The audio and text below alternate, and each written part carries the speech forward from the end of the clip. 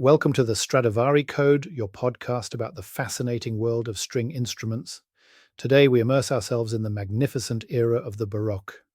We are in the reading room of the Library of Congress in Washington.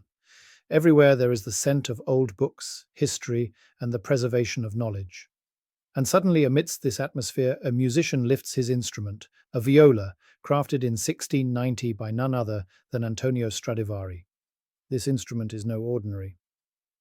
It is the famous Tuscan Medici viola, estimated in 2025 to be worth around $30 million. It is considered one of the most expensive string instruments in the world. It is played by Roberto Diaz, one of the great violists of our time and president of the renowned Curtis Institute of Music in Philadelphia.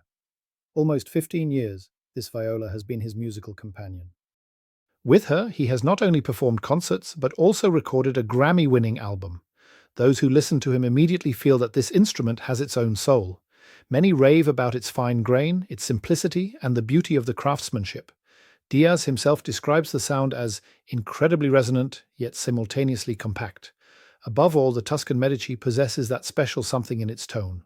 A sparkle, a glimmer that effortlessly carries the sound into the room. When sitting in the hall, one feels as if the sound itself is alive and envelops the listener. And then there is the price. $30 million, a figure that seems surreal. Diaz himself says he doesn't think about it in everyday life. For him, it is primarily an instrument, but in truth it is both, a working tool and a cultural asset of immeasurable value. The story of this viola reads like a novel. It was built in Cremona by Antonio Stradivari on behalf of Grand Prince Ferdinando de' Medici, Ferdinando being a member of one of the most influential families of the Renaissance. Later, it passed through various hands over the centuries until it became part of Herbert Strauss's collection, the heir of the department store giant Macy's. After his death, it was lent by his widow to the Library of Congress in 1977. Recently, something extraordinary happened. Through a combination of donations and sales, the viola became a permanent part of the library. Collectors David and Amy Fulton donated an incredible $20 million. The then owners, the Baird family, sold it below market value, a concession of another $10 million, which is also considered a donation. Together they made it possible for the Tuscan Medici not to disappear into a safe, but to continue being heard publicly.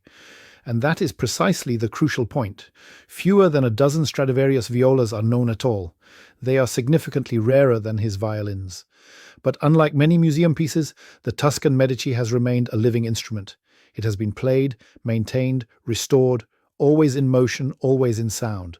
This active use increases its value because it demonstrates an instrument only truly lives when it resonates. Of course, the question arises, are $30 million justified? If you only consider the material, wood, lacquer, glue, certainly not. But when you include the cultural value, the historical significance, the rarity, and the sound quality, it becomes clear. These instruments are more than objects. They are works of art, witnesses of an era, voices from another time. A look at the market illustrates this. The most expensive violin ever auctioned was the Lady Blunt Stradivarius. In 2011, it changed hands for $15.9 million.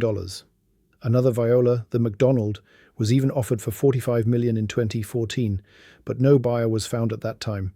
This shows how exclusive and unpredictable this market is.